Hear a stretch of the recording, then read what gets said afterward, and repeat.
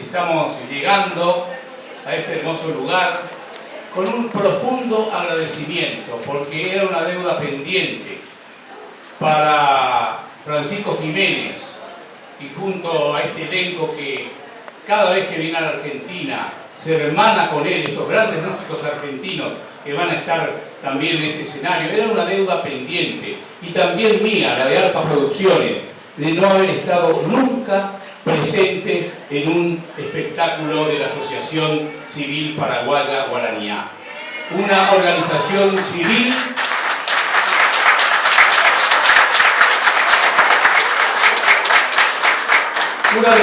civil que es realmente un orgullo para los paraguayos que residimos en esta querida tierra argentina.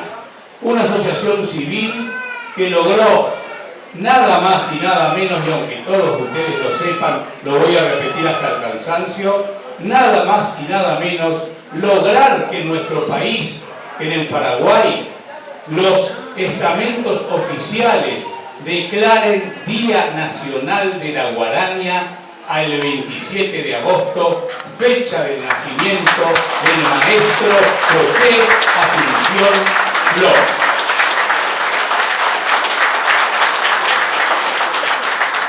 Y entonces, en homenaje a Guaranía y en homenaje al maestro José Asunción Flores, dos temas de lo mejor de su producción que Francisco Jiménez, con el acompañamiento de Hugo de la MEA, hace uno solo.